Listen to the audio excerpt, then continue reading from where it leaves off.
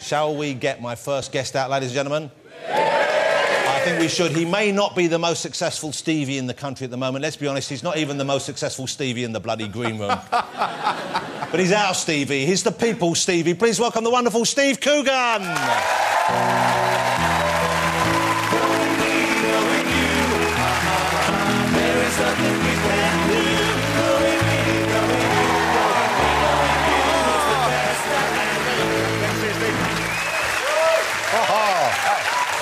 Well, welcome back on the show. It's lovely to see you again. Lovely to see you again. I'm delighted to say Steve Coogan. You know, I haven't seen you perform live for years.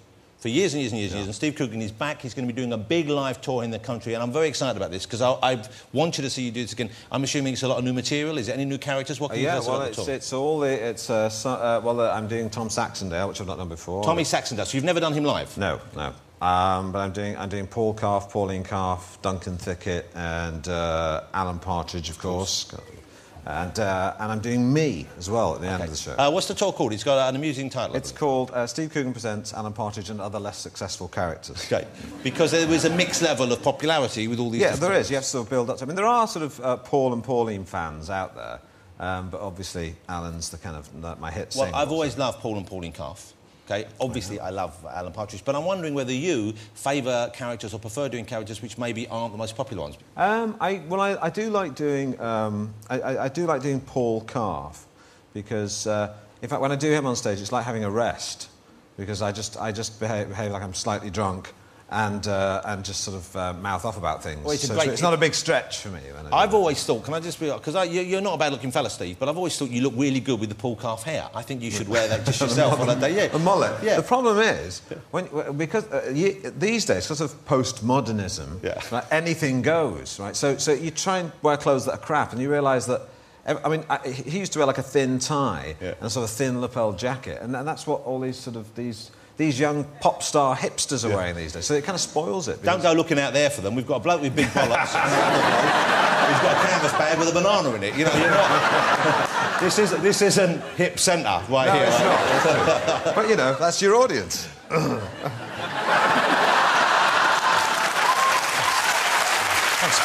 you, Hoss. We're evens now. Let's be friends from now on. Okay, it's easier. Be nice. All right. So the tour is I know it's sold out pretty much already, but you're doing one big date. I believe you're doing at the O2 Centre, where of course Stevie Wonder's playing this very weekend. Now he sold out in seconds. I mean the tickets there sold out in just I believe the minute they were announced there were tickets. It was gone. Yeah. He could have filled that place 20 or 30 times over. Yeah. How are you doing on the sales for the O2 Centre? Just curious. Sold out already. Not sold out. They've not gone on sale yet. They're not going on sale. And we have. In fact, the reason we put the date on at the O2 is because all the other tickets were sold out. Because all the small venues, demand. All the small venues were sold out. So you're trying your luck with the Stevie Wonder style venue. Apollo has sold out. So with several dates, and so we're putting in the O2 to satisfy the huge demand. Huge demand. But it's not sold out yet, I imagine. It's not on sale yet, Jonathan. But when it goes on sale next weekend, I'm sure that within minutes... Stevie Wonder doesn't know this yet. Days. He's touring in about 10 years' time. They're sold out already. He hasn't even confirmed the dates. OK, all right. Look, I've come to terms with the fact that I'm not as big as Stevie Wonder. Yeah. In so many ways. What does that even mean? I'm just guessing, Stevie. I'm just guessing, OK? That wasn't me looking through the dressing room window earlier, I promise. It was Titchmarsh. And you do a big song at the end. Yes, I do. And this sounds to me, from what I've heard, and I read an article with you in one of the newspapers, one of the broadsheets, it sounds like it's a bit of a rude song. It's rude. It's probably got the rudest word in the English language that's said over and over again. Right?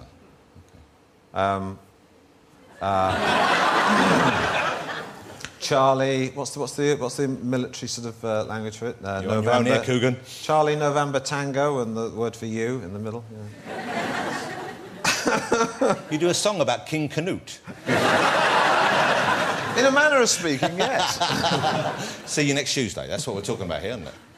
Yeah. OK. Are you concerned about doing this? You're worried about the reaction it will have? I'm not really, because it's sort of like... I think the thing is, like, I really like to... I'd rather sort of go down in flames than say people like I'd sort of gone sort of off the boil. So I'm going to be doing some quite sort of risque things. There's some fans of mine who like my stuff on Radio 4. You know, Radio 4 people who they don't like vulgarity. They like cleverness. And there'll be a lot of cleverness in the show. But there will be lots of smut. Smut. Good. For people like me. For people like you, of course.